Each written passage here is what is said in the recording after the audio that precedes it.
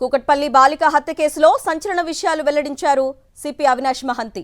పక్కింట్లో ఉన్న బాలుడే బాలికను హత్య చేసినట్లు తెలిపారు. క్రికెట్ బ్యాట్ దొంగిలించేందుకే బాలుడు పక్కింటికి వెళ్లాడని, బ్యాట్ తీసుకుని వెళ్తున్న నిందితుడిని బాలిక అడ్డుకున్నట్లు చెప్పారు. ఆ తర్వాత బాలికను మంచం మీద తోసేసి కత్తితో విచక్షణారహితంగా పొడిచినట్లు దర్యాప్తులో తేలిందన్నారు.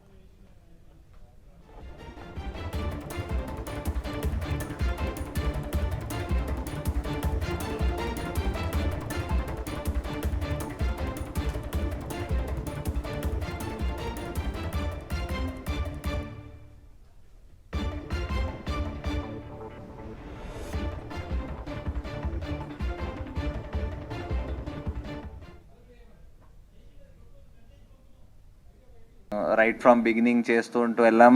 ఏమైనా క్లూస్ వీఆర్ మిస్సింగ్ అవుట్ అది చూస్తూ ఉంటూ వెళ్తే నిన్న we got a breakthrough in that case. And ఆ కేసులో ఒక నేబరింగ్ ఇల్లులో ఉన్న ఒక 14-year-old అబ్బాయి, he was found to have committed a మర్డర్ని. బేసికలీ ఆయన ఏం చేశాడంటే వాళ్ళ ఇల్లు దగ్గర దగ్గర ఉంటుంది. సో వీళ్ళ టెర్రస్ నుంచి వాళ్ళ టెర్రస్ వరకు విదౌట్ ఎనీ ప్రాబ్లం వెళ్ళిపోవచ్చు, దూకి వెళ్ళిపోవచ్చు. సో ఆయన ప్రకారం ఆయన దూకేసి అక్కడ వెళ్ళి ఒక క్రికెట్ బ్యాట్, వాళ్ళ ఇంట్లో ఒక క్రికెట్ బ్యాట్ ఉంటుంది, ఆ క్రికెట్ బ్యాట్ దొంగతనం చేయడం అని, అది ఆయన దగ్గర పెట్టుకోవడం అని అనుకొని వెళ్ళాడు. సో అది వెళ్తప్పుడు అక్కడ అది బ్యాట్ తీసుకొని బయటకు వస్తప్పుడు పాప హ్యాస్ సీన్ హిమ్. చూసినాక వెంటనే అరిచింది.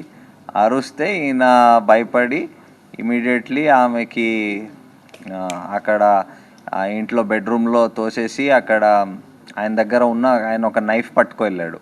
సో ఆ నైఫ్తో he stabbed her and then వచ్చేసాడు.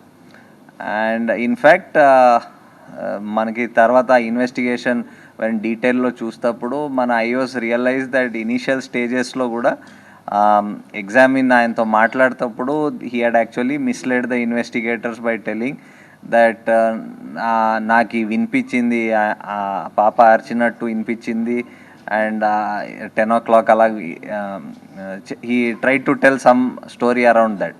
సో బట్ అది అప్పుడు డిఫరెంట్ సర్కమ్స్టాన్సెస్ ఆ ఇన్వెస్టిగేషన్ చేస్తుంటూ అది తెలిసింది తర్వాత.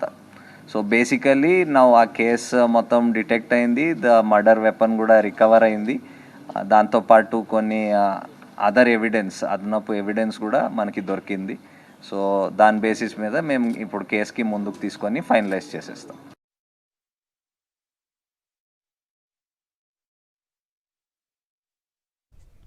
ఇదే అంశంపై అప్డేట్స్ మా ప్రతినిధి అమర్ సైబరాబాద్ కమిషనరేట్ దగ్గర నుంచి అందిస్తారు. అమర్, చెప్పండి, బాలుడిది చాలా క్రిమినల్ మైండ్ సెట్ అంటున్నారు పోలీసులు.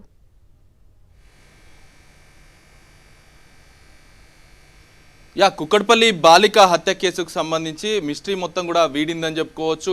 కొద్దిసేపటి క్రితమే సైబరాబాద్ సిపి అవినాష్ మహంతి మీడియా సమావేశం ఏర్పాటు చేశారు. ఈ సమావేశంలో ఈ కుక్కట్పల్లి బాలిక హత్య కేసుకు సంబంధించి 10 ఏళ్ల బాలుడిని, 10వ తరగతి చదువుతున్న బాలుడిని ఇప్పటికే అదుపులోకి తీసుకున్నాము, అతని అబ్జర్వేషన్ కోసం రూమ్లో ఉంచాము, ఆ తర్వాత జువెనల్ కోర్టుకు తరలించి ఆ తర్వాత జువెనల్కి పంపిస్తామని కూడా మీడియా ముఖంగా తెలపడం జరిగింది. క్రికెట్ బ్యాట్ కోసమే ఈ హత్య జరిగిందనేది సైబరాబాద్ పోలీసులు ఇప్పటికే ఒక క్లారిటీ కూడా ఇచ్చారు. అయితే ఆ రోజు హత్య జరిగిన సమయంలో చూసుకుంటే ఉదయం 10 గంటల సమయాన వాళ్ళ తల్లిదండ్రులు, బాలిక తల్లిదండ్రులైనటువంటి రేణుకా కృష్ణ పనికి వెళ్ళారు. పనికి వెళ్ళిన తర్వాత వాళ్ళ కొడుకు తమ్ముడైనటువంటి తమ్ముని కూడా స్కూల్లో డ్రాప్ చేశారు. లంచ్ బాక్స్ ఏదైతే లేకపోవడం వల్ల లంచ్ బాక్స్ కోసం మళ్ళీ తిరిగి వచ్చి చూసేవారికి బాలిక రక్తపు మడుగులో ఉంది. దీంతో వెంటనే 100 డైల్కి కాల్ చేయడం, పోలీసులు కూడా చేరుకోవడం, ఈ ఘటన మొత్తం జరిగింది. అయితే ఈ సీన్ మొత్తం కూడా ఇప్పటికే బాలుని విచారించిన క్రమంలో మొత్తం ఒప్పుకున్నట్లుగా తెలుస్తుంది. 10 గంటల సమయాన ఈ హత్య చేసినట్లుగా ఒప్పుకున్నాడు. ఎవరూ లేని సమయం, పక్కనే ఉన్నటువంటి బిల్డింగ్ కావడంతో 4th ఫ్లోర్లో ఉన్నటువంటి 10వ తరగతి చదువుతున్న బాలుడు లోపలికి వెళ్ళడం, ఆ తర్వాత గోడ దూకిన తర్వాత ఎవరూ లేరని చూసి, అంటే ఉన్నటువంటి తలుపు మొత్తాన్ని కూడా గడియ లేకపోవడంతో ఆ లోపలికి ఎంట్రీ ఇచ్చాడు. ఎంట్రీ ఇచ్చిన తర్వాత ఉన్నటువంటి బ్యాట్ను ఎత్తుకెళ్లే క్రమంలో ఇటు సహస్రానికి బాలుడికి మధ్య గొడవ జరిగింది. గొడవ జరిగిన తర్వాత సహస్రాన్ని నెట్టివేశాడు. నెట్టివేసిన తర్వాత బాలుడు దొంగతనం దొంగతనం చేస్తున్నాడు కాబట్టి ఆ దొంగతనం బయటపడే అవకాశాలు ఉన్న నేపథ్యంలో ఆ సహస్రం మీద ఒక్కసారిగా ఉన్నటువంటి కత్తితో దాడి చేశారు. ఆ కత్తితో దాడి చేసిన తర్వాత మొత్తం చనిపోయిన తర్వాత కళ్ళు మూసుకొని విచక్షణ రహితంగా సహస్రాన్ని చంపేశారని అయితే సిపి వెల్లడించారు. ఆ చంపిన తర్వాత ఉన్నటువంటి రక్తపు మరకల్ని ఇంటికి వెళ్ళే సందర్భంలో ఉన్నటువంటి ఒక పాత షర్టును చూపిస్తూ ఇంట్లోకి వెళ్ళడం, ఆ తర్వాత ఇంట్లో తల్లిదండ్రులను కూడా ఏమర్చే పనిలో చేశాడు. ఆ తర్వాత ఉన్నటువంటి బట్టలన్నిటి కూడా వాషింగ్ మిషన్లో వేయడం, ఆ తర్వాత ఎండిపోయినటువంటి బట్టలన్నిటి కూడా పైన పెంట్ హౌస్లో ఉన్నటువంటి పై ఫ్లోర్లో ఆరేయడం జరిగింది. అయితే ఈ సీన్ మొత్తం జరిగిన తర్వాత కూడా ఏమీ ఎరగనట్టుగా పోలీసుల వెంబడే తిరుగుతుంటూ ఇటు ఏం జరుగుతుంది అంటే ఇప్పటికే క్రైమ్ సీన్లో పోలీసులు ఏం చేస్తున్నారు అనేది అన్ని కూడా ముందుండి కూడా అన్ని వాటిపైన దృష్టి సారించారు. ఎందుకంటే పోలీసులు అతన్ని విచారించిన సమయంలో కూడా బాలుడు తప్పించుకునే ప్రయత్నం చేశాడని అయితే పోలీసులు చెప్తా ఉన్నారు. అయితే ముఖ్యంగా చూసుకుంటే ఇప్పటికే ఈ కేసులో కీలకమైన ఆ లెటర్ని కూడా పోలీసులు స్వాధీనం చేసుకున్నారు.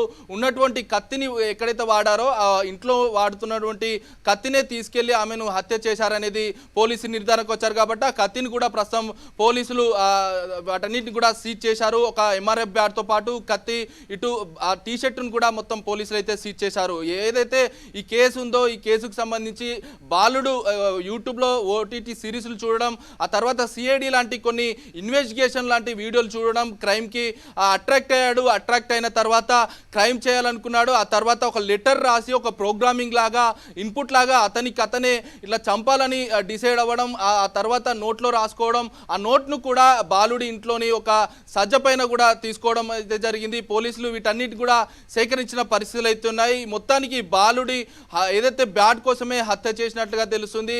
బాలిక వల్ల తమ్ముడు ఎవరైతే ఉంటారో ఆ తమ్ముడు బౌలర్ కావడం, బాలుడు హత్య చేసినటువంటి బాలుడు బ్యాట్స్మెన్ కావడం, ఇద్దరు కూడా సన్నిహిత సంబంధాలు ఉన్నాయి. ఇప్పటికే సహస్రాన్ని పుట్టినరోజు వేడుకల్లో కూడా బాలుడు హత్య చేసినటువంటి బాలుడు కూడా పాల్గొన్న ఫోటోలు కూడా మనం చూసాం. ప్రస్తుతం అయితే బాలుడిని అయితే అదుపులోకి తీసుకోవడం జరిగింది. జువెనైల్ కోర్టుకు అయితే తరలించారు. బ్యాట్ కోసమే హత్య జరిగిందంటగా సైబరాబాద్ పోలీసులు అయితే నిర్ధారించారు. జువెనైల్ కోర్టుకు అయితే తరలించిన పరిస్థితులు అయితే ఉన్నాయి.